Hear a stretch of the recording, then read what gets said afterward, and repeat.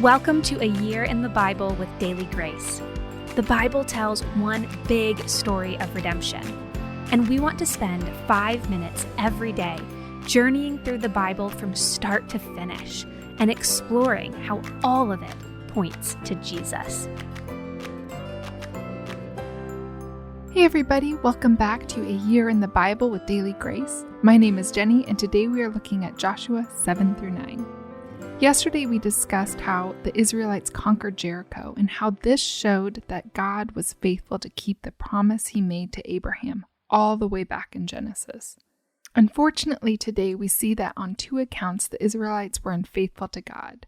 Because of this, the battle to take the promised land is more difficult than if the Israelites had simply obeyed God. As we dive into today's study, it is important to understand that Jericho was just one of many cities in the Promised Land.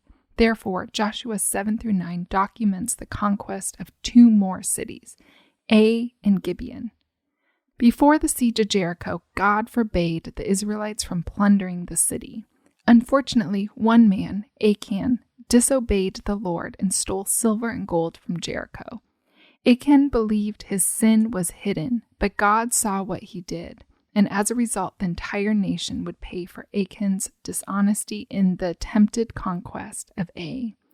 So, as Joshua planned the siege of Ai, he decided to send only 2,000 or 3,000 men to battle because the people of Ai were so few. But the battle went horribly wrong, and the men of Ai defeated them. When Joshua heard about this, he asked God why he would bring them across the Jordan and deliver Jericho to them, only to have the people of Ai kill them.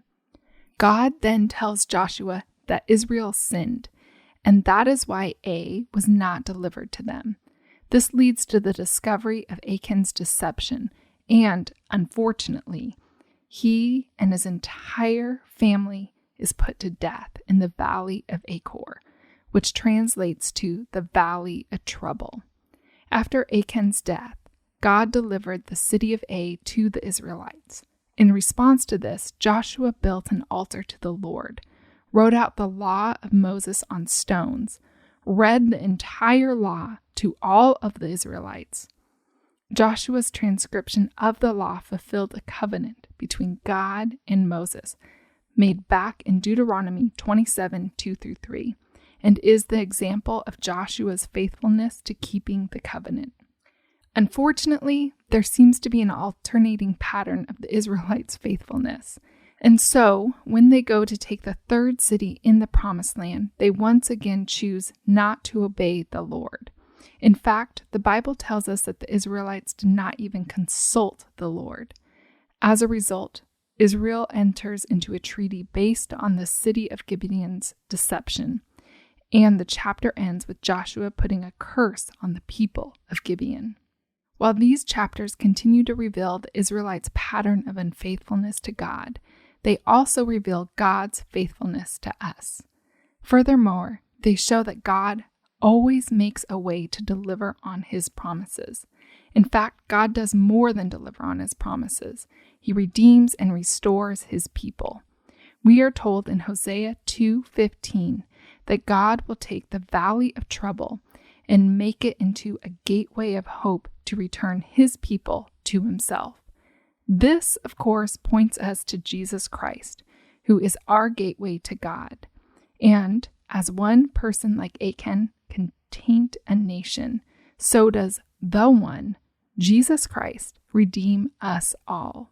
Jesus came to earth, faithfully fulfilled a law that we could not keep, bore our sin and shame in his death on the cross, and then resurrected, fulfilling all of God's promises.